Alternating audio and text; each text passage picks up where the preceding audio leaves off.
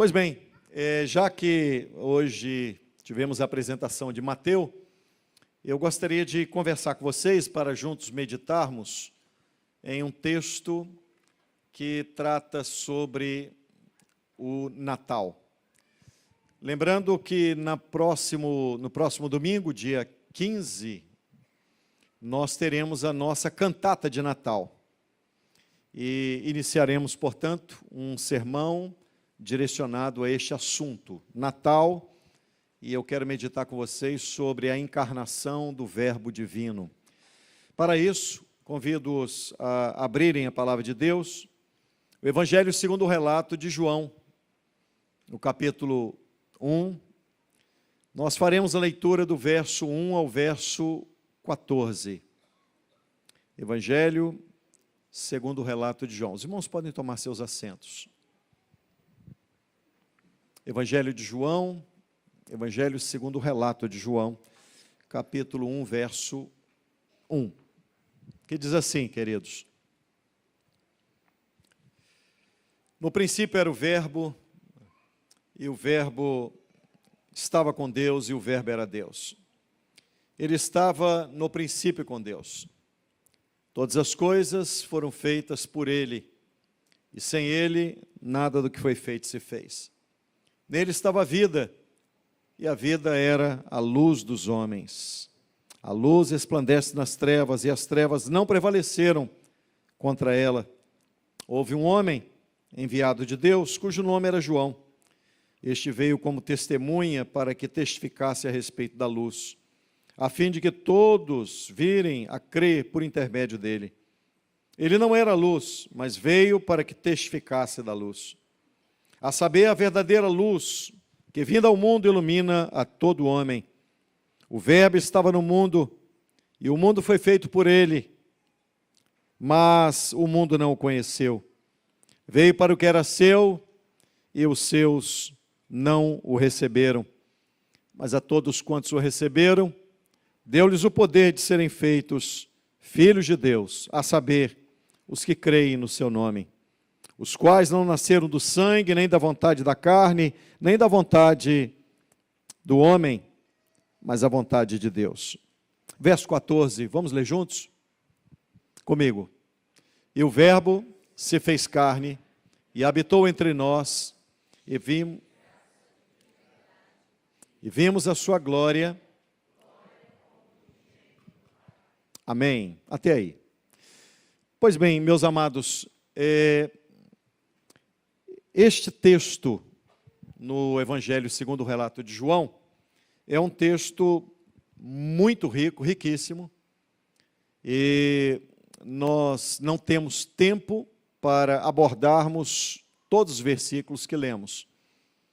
Nós vamos centrar o sermão desta noite apenas no verso 14 e abordaremos alguns poucos detalhes dos demais versos. Do verso 1 ao verso 13, o Senhor Jesus, ele é apresentado como o Verbo Divino, e não apenas isso.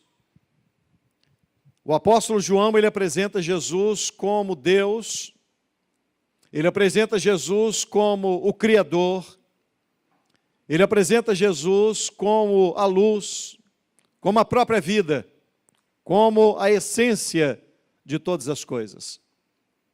E o verso 14, portanto, é uma conclusão daquilo que João disse do verso 1 até o verso 13.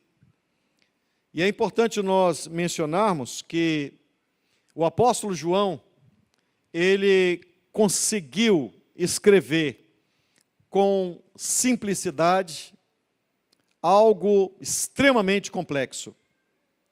Assim é o Natal. O Natal é algo simples e complexo. O Natal é algo simples e profundo.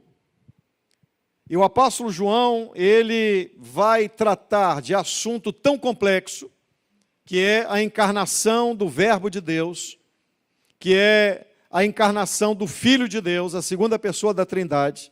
Ele vai tratar deste assunto extremamente complexo, mas com muita simplicidade. E eu quero lembrar-lhes que esse é o título de Jesus na eternidade. Apocalipse capítulo 19, verso 13 diz: e ele estava vestido de uma veste salpicada de sangue, e o nome pelo qual se chama é a Palavra de Deus. Jesus é o Verbo divino. Jesus é a Palavra. Jesus é o Logos de Deus. O texto sagrado, o texto em que lemos, ele é maravilhoso porque ele apresenta a pessoa de Jesus. Primeiro, apresenta ele como Deus. Apresenta Jesus como tendo a mesma substância do Pai e do Espírito Santo. Apresenta Jesus como tendo a mesma natureza divina, sendo ele divino e eterno, imutável. O Deus que existe desde sempre. Jesus não é criatura, Jesus é Criador. E é importante nós termos esse entendimento muito bem fixado na nossa mente, para compreendermos a profundidade, a complexidade do que é o Natal. É importante você compreender quem é esse que nasceu aproximados 2000 anos atrás. Quem é ele? Quem é esse que nasceu e a história passou a ser dividida em antes dele e depois dele? Quem é? Quem é essa pessoa? Ele é o Verbo de Deus. Ele é aquele que todas as coisas foram feitas por ele. E a Bíblia diz que nada do que foi feito se fez sem ele. Ele é a própria vida. Ele é a luz dos homens. Ele é a ressurreição e a vida. Ele é a brilhante estrela da manhã. Ele é aquele profetizado do Gênesis ao livro do Apocalipse. Ele é aquele que o livro de Gênesis vai dizer, Gênesis 3,15, que da semente da mulher nasceria aquele que esmagaria a cabeça da serpente. É Cristo, o nosso bendito e eterno Salvador. Nasceu da semente de mulher. Agora, essa expressão, o Verbo se fez carne, precisa ser bem compreendida. Lembrando que Deus, quando cria todas as coisas, ele se utiliza apenas de um único instrumento, a sua palavra. O livro de Gênesis demonstra a maneira como Deus cria. Deus simplesmente foi dizendo: haja e ouve, haja e ouve, haja e ouve. Ele é o Verbo, e tudo foi feito por ele. Ele é a plenitude da vontade soberana e gloriosa do Pai. Portanto, meus queridos, quando a Bíblia fala que o Verbo se fez carne, a primeira coisa que eu quero chamar a vossa atenção é que esse texto, verso 14, ele inicia dizendo com essa letra E. E. E por que inicia assim? E o Verbo se fez carne. Por que isso? Porque, na verdade, o apóstolo João está concluindo uma linha de raciocínio. Ele vai do verso 1 ao verso 13, apresentando quem é o Verbo. E no verso 14, ele conclui de forma gloriosa. Ele diz que esse Verbo, esse que é o Criador de todas as coisas, este que é o sustentador de todo o universo, ele se fez carne. E é por isso que ele usa essa letra E como uma conclusão do que disse do verso 1 ao verso 13. E esse que é o Todo-Poderoso se fez carne. Que maravilha é nós entendermos que o Verbo é a segunda pessoa da Trindade. Que privilégio para nós é podermos compreender que Jesus é o Verbo, isto é, Jesus é a maneira pela qual Deus comunica aos homens. Quem é Ele? Quem é Deus? Nós sabemos quem é Deus pelo Verbo, porque Ele se encarnou. O Verbo se fez carne com um único propósito.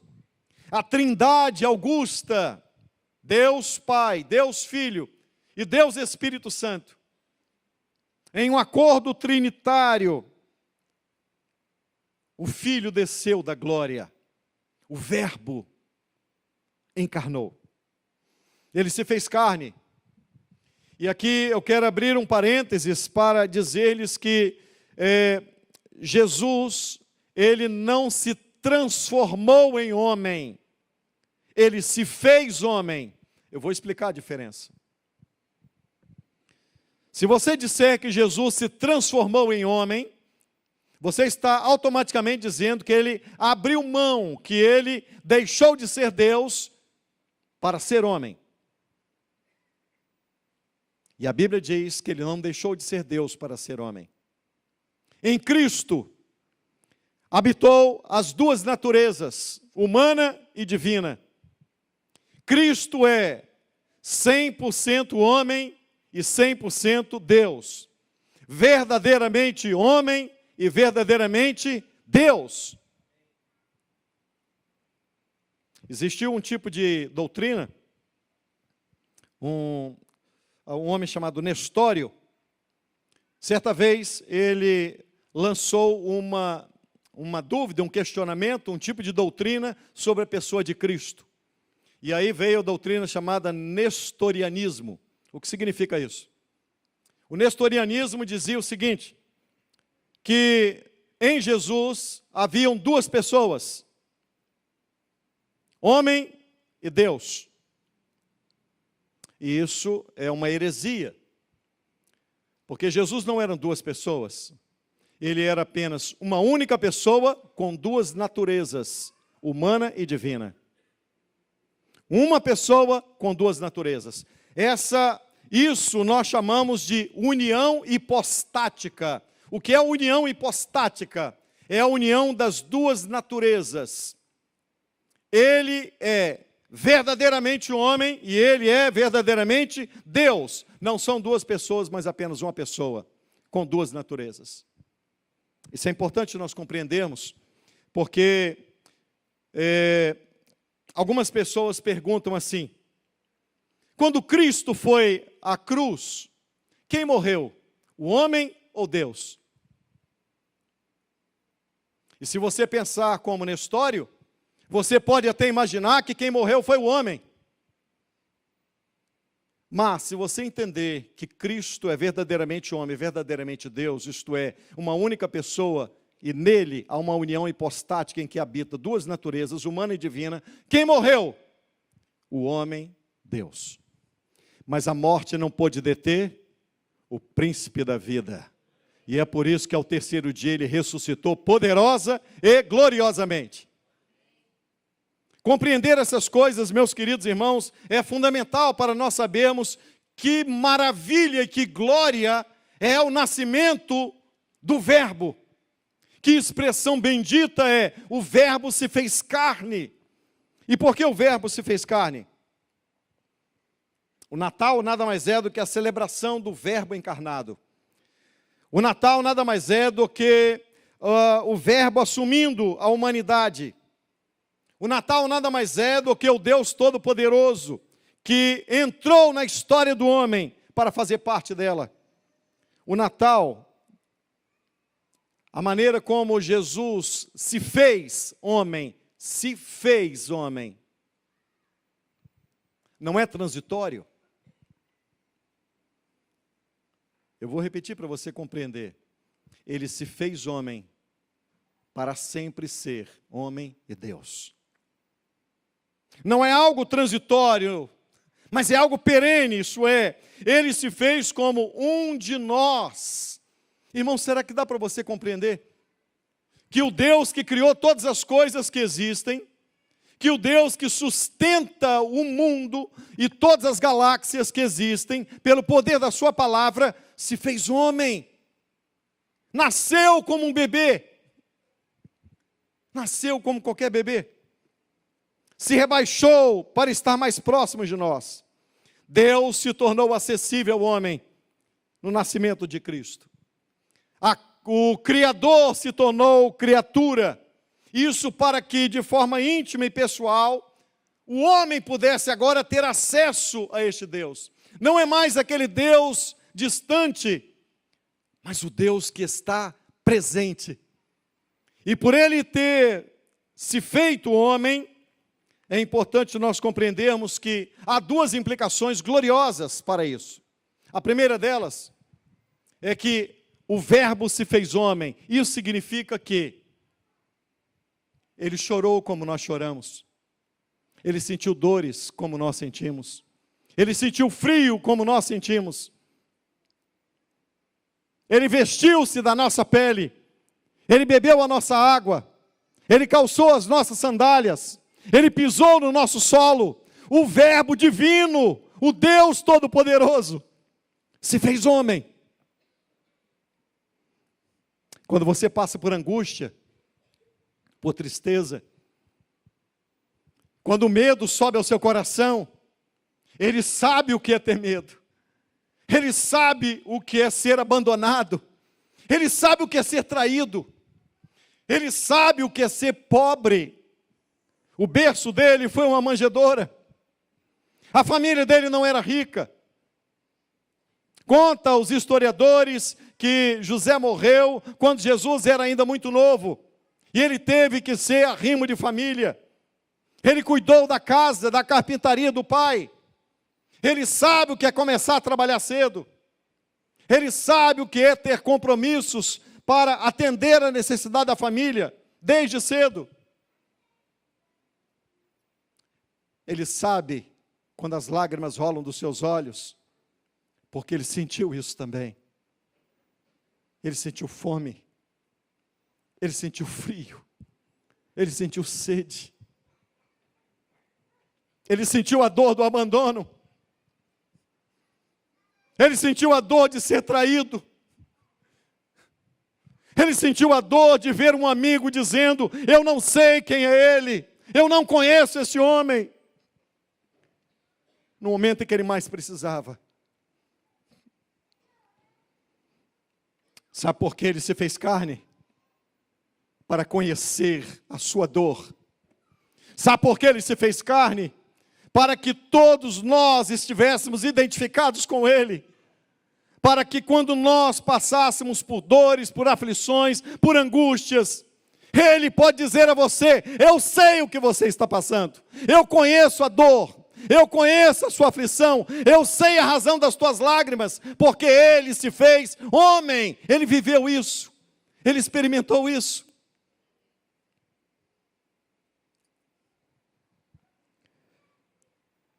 Jesus encarnou para se assemelhar a cada um de nós. A palavra de Deus diz na carta aos Hebreus, capítulo 4, verso 15, que nós temos um sumo sacerdote que se compadece das nossas fraquezas, porque em tudo ele foi tentado à nossa semelhança, mas sem pecado. Ele conhece as nossas fraquezas, porque ele se fez homem. Quando você estiver sendo tentado, e quando você estiver vivendo um momento em que a pressão for muito grande em cima de você, quando você estiver vivendo um momento que aparentemente não há uma solução, e você pensar em desistir, então, lembre-se de Jesus, quando ele subiu o Monte das Oliveiras. Ele disse ao Pai: se possível, passa de mim este cálice. Ele também teve vontade de desistir. Ele também sentiu aquilo que ele haveria de passar. E ele não queria passar por aquilo. Ele não queria viver aquilo.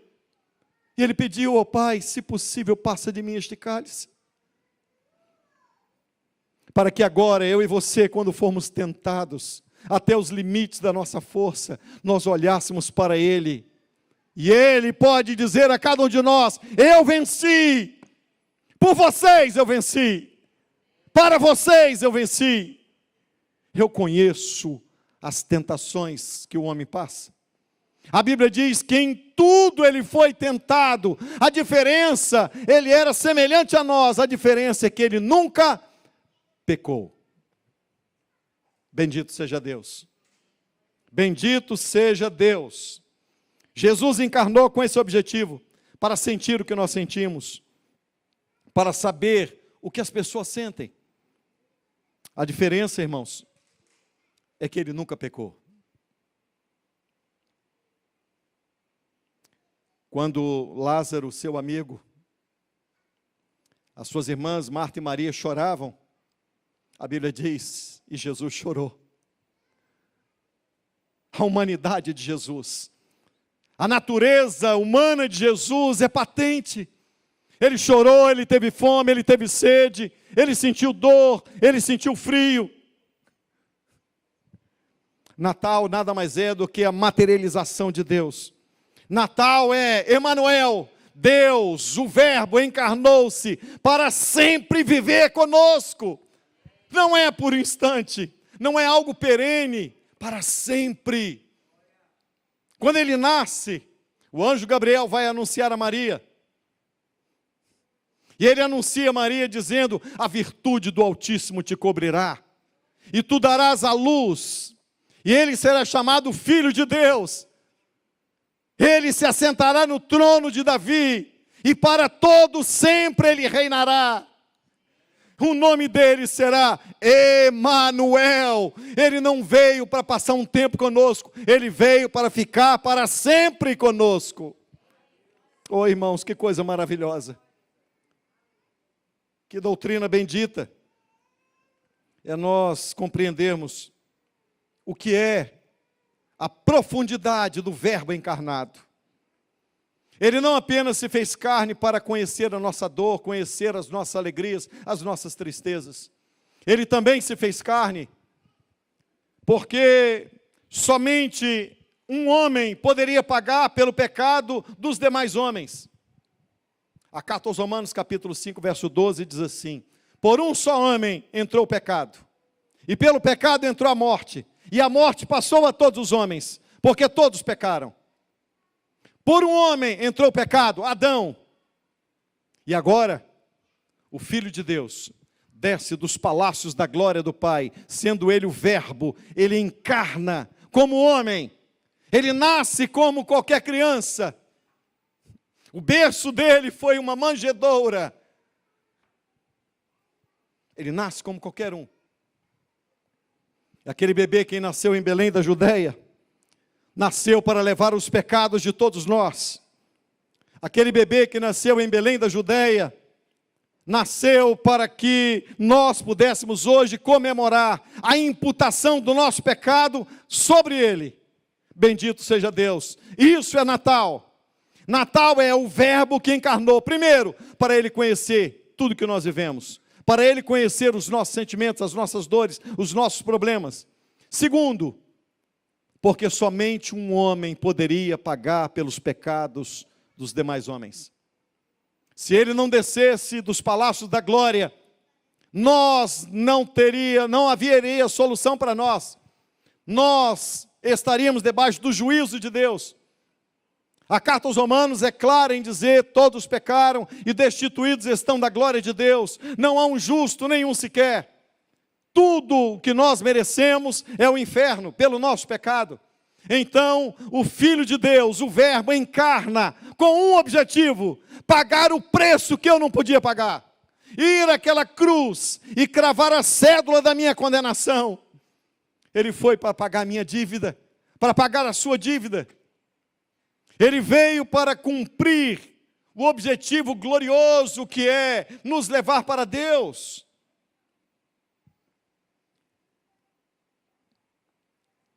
Para que Deus salvasse a humanidade, era necessário que o pecado de todos nós recaísse sobre ele. Deus cobrou do seu Filho o que ele não cobrou de nenhum de nós. Deus cobrou do seu unigênito o que não cobrou de você e não cobrou de mim. Tinha que ser homem, porque para levar na carne o preço do meu pecado. A Bíblia diz que Deus colocou sobre ele o nosso pecado. O nosso pecado foi imputado a ele, e a justiça dele foi imputada a nós. O que é Natal? Natal é o Verbo encarnou, o Filho de Deus desceu da glória, Aquele que criou todas as coisas, ele se fez homem. Para quê? Para sentir a sua dor. E para te dar a oportunidade de uma vida eterna com Deus. Para fazer você compreender que a sua dívida era impagável. E é por isso que ele foi à cruz. Eu me lembro que certa vez uma pessoa perguntou: mas como pode um único homem morrendo e a morte desse único homem ser capaz de salvar uma multidão de pessoas? Como pode isso? A resposta é simples. Se tivéssemos diante de nós uma balança, daquela de pratos de antigamente, e colocássemos tudo em um prato, toda a humanidade, todo o mundo, todo o cosmos, o planeta Terra, a Via Láctea, todas as demais galáxias, se colocássemos em um prato tudo que está criado, e colocássemos no outro prato a pessoa de Cristo, ele vale mais do que tudo que existe. Por isso, um só homem foi capaz de salvar você. Deus colocou na conta dele a minha culpa e a sua culpa. E a Bíblia diz que ele cravou o escrito de dívida. Você imagina que uma lista grande estava lá, irmãos, com todos os nossos pecados. E a Bíblia diz que ele crava, ele rasga o escrito de dívida. Ele dá um brado na cruz dizendo: tetelestai, a dívida está paga. A dívida está paga. Esse é o Natal. O Verbo encarnou para sentir a sua dor e para pagar o preço que eu e você não teríamos como pagar. A Bíblia diz que aquele que não conheceu o pecado, Deus o fez pecado, para que nós fôssemos feitos justiça de Deus. Quando falamos dessa realidade, não há outra coisa a fazermos senão sermos despertados à adoração. A beleza está em Deus mostrar a sua humanidade. O Deus Criador se fez homem. Que coisa profunda, que coisa gloriosa, que verdade bendita. Irmãos, bendito seja Deus. Alguém se preocupou conosco e interrompeu uma caminhada que era para o juízo. Interrompeu dizendo: agora, o Verbo encarnou para pagar a sua dívida. Nós devíamos estar extasiados. Lembram-se quando Maria e João foram ao templo? E a Bíblia diz que Simeão tomou o menino Jesus no seu colo, e ele disse: despede em paz o teu servo, porque os meus olhos já viram a tua salvação. Ele estava dizendo: basta, eu não preciso de mais nada, eu já vi a salvação, o Filho de Deus nasceu, o Verbo encarnou-se, é bastante, é tudo que eu e você precisamos, conhecermos que o Verbo se fez carne. Bendito seja Deus. Nós poderíamos estar dispensados, nós poderíamos dizer como Simeão. Simeão estava tão extasiado de tomar o Filho de Deus, o Verbo encarnado em seus braços, que ele disse: basta, acabou, não preciso de mais nada. Eu não preciso mais viver nem um segundo. Os meus olhos já viram aquilo que os profetas falaram dele. Os meus olhos já viram a tua salvação. Eu posso ir embora desse mundo. Nós podemos ir embora agora, porque os nossos olhos já viram a salvação. Ele morreu no nosso lugar. Ele cravou a cédula da nossa condenação. Ele pagou a nossa dívida. Agradou a Deus moê-lo e fazê-lo enfermar. Bendito seja Deus. Que esperança gloriosa. O que é Natal? É o Verbo encarnado. O que é Natal? É o Verbo que se vestiu com a nossa pele. E diz a palavra que ele habitou entre nós. E eu já me adiantei para dizer-lhes que ele, a palavra habitou aqui, a palavra grega é esqueno. E essa palavra esqueno, ela significa, habitou, significa armou uma cabana, ou armou um tabernáculo. Obviamente, o apóstolo João se utiliza dessa palavra para se reportar aquilo que Deus fez. Lá, quando o povo de Israel sai do Egito, e eles começaram a caminhar, e caminharam durante 40 anos pelo deserto. E Deus disse: façam um tabernáculo, porque eu quero habitar no meio de vocês. E agora, João diz, o Verbo encarnou para habitar com vocês, isto é, ele armou uma cabana. Ele não quer ficar lá, irmãos, ele veio para habitar com a gente. Ele veio para ficar com a gente. Ele não veio para passar um momento com a gente. Ele veio para ficar para sempre. Para sempre. Por isso o nome dele é Emanuel, é Deus conosco. Na caminhada do povo de Israel, a tenda era armada, era Deus vindo habitar com o povo, é Deus tabernaculando, isto é Deus querendo habitar no meio do seu povo. Quando o templo é erguido, é Deus presente ali, aquele que a Bíblia diz que os céus dos céus não podem contê-lo, ele está presente no meio da igreja. Ele está presente no meio de cada um de nós. A promessa dele foi: eu estarei convosco todos os dias, até a consumação dos séculos. O salmista Davi diz: ainda que eu ande pelo vale da sombra da morte, não temerei mal algum, porque tu estás comigo. Ele veio para habitar conosco, para ficar entre nós. Jesus não apenas passou por aqui, no nosso mundo, ele veio para ficar para sempre. A sua subida foi apenas para mostrar a sua glória, agora assentado à destra de Deus. Por fim, ele voltará para nos levar para sempre. E nós habitaremos, conforme está escrito em Apocalipse 21:3. E eis o tabernáculo de Deus com os homens, e Deus habitará com eles. Eles serão povo de Deus, e Deus mesmo estará com eles. Percebe que o que Cristo fez na cruz é para habitar para sempre com a gente, para nunca mais deixar você, para nunca mais abandonar você, para nunca mais. Tudo que nós vivemos aqui nessa terra é passageiro. Tudo é momentâneo. Tanto alegrias quanto tristezas. As pessoas que amamos passam. As pessoas que nós mais amamos, um dia elas vão passar. Mas Ele não vai passar. Ele veio para habitar para sempre. E o Verbo se fez carne e habitou. Não por um momento, mas para sempre. Ele não vai deixar você, irmão. A Bíblia diz: não te deixarei, não te desampararei. Que promessa gloriosa. Ele está conosco todos os dias. Todos os dias. A coisa mais rica que nós podemos ter é a presença dEle. Nenhuma bênção recebida aqui se compara ao Senhor habitar entre nós. Nada se compara a isso. Tudo vai passar, mas o Senhor jamais passará. A maior bênção não é uma porta de emprego aberta, não é a cura de uma enfermidade. A maior bênção é Deus habitando com o seu povo. Essa é a maior bênção. Alegrias e sofrimentos passam, mas o Senhor jamais passará. E encerrando, o terceiro aspecto é cheio de graça e cheio de verdade. E eu quero dizer a você que esta palavra graça só aparece aqui no Evangelho de João, no primeiro capítulo.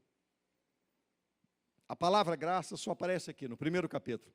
Mas a manifestação da graça de Jesus é em todo o livro. Porque é nesse livro que Jesus vai se revelar, por exemplo, à mulher samaritana. É nesse livro, no Evangelho do relato de João, que Jesus vai mostrar a graça dele para aquela mulher que tinha má fama na sociedade. O Evangelho de João aparece exatamente assim.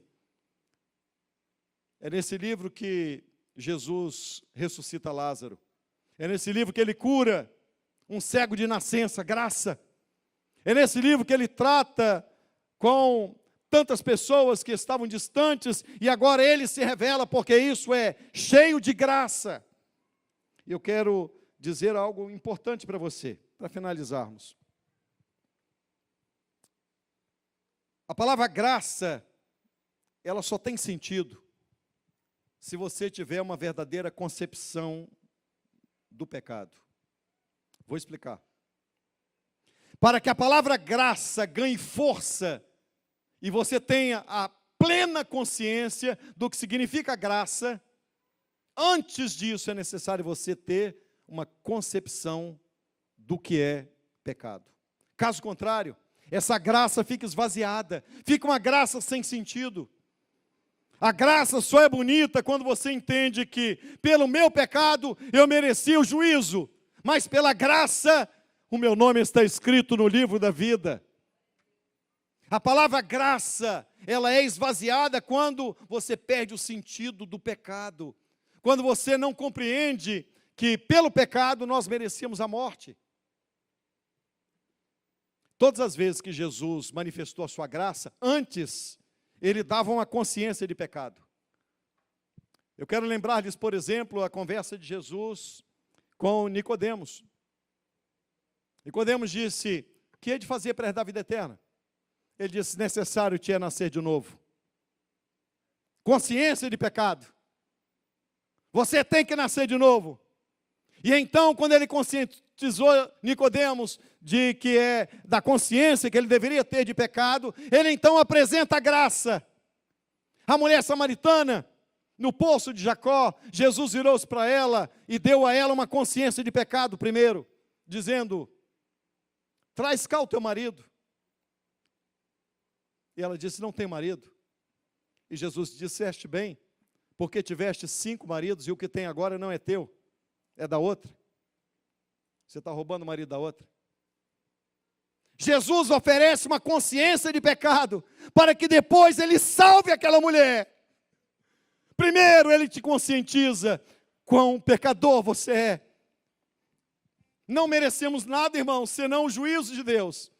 E a graça tem valor quando você entende e tem a consciência exata quão maligno é o nosso pecado. E como nós merecemos o juízo de Deus. E a Bíblia diz então que ele é cheio de graça. Ele tem abundante graça, porque onde abundou o pecado, superabundou a graça de Deus.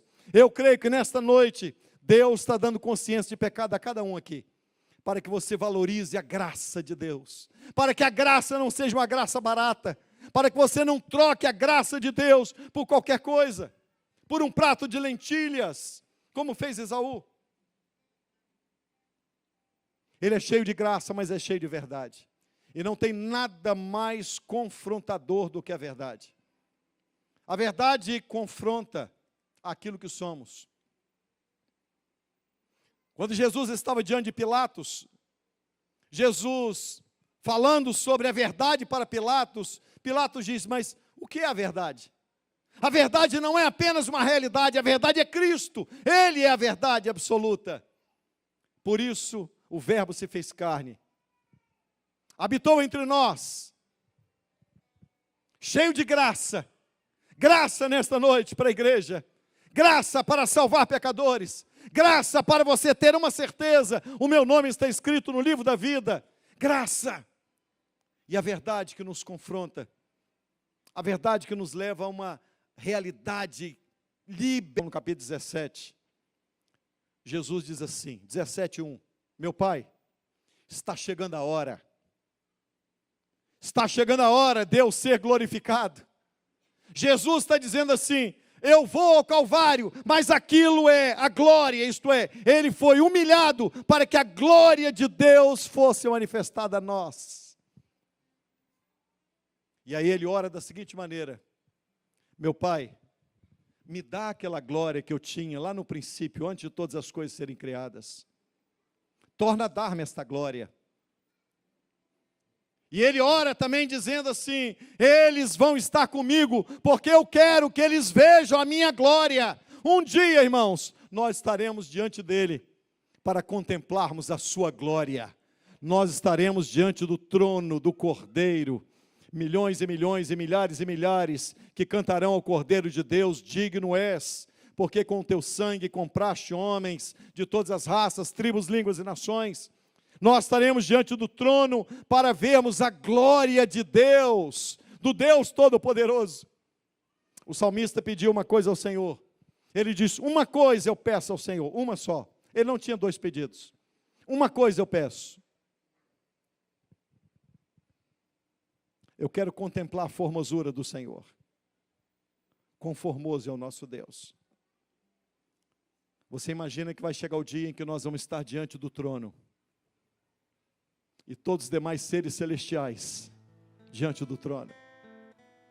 Quando você abre o livro do Apocalipse, você vai ver o que é a glória de Deus.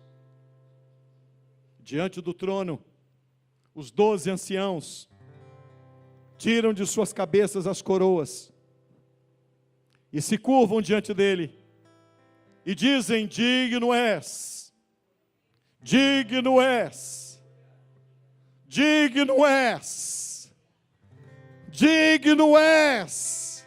E nos uniremos ao coral celestial, anjos, querubins, serafins, e a igreja salva pela graça, pela encarnação do Verbo, a igreja estará diante do trono, para dizermos: digno és, tu és santo. Nenhuma alegria se compara à alegria de vermos a glória. Não troque o dia em que você estará contemplando o Senhor dos Senhores e o Rei dos Reis, em um clímax apoteótico, quando todo joelho se dobrará. Você imagina a cena?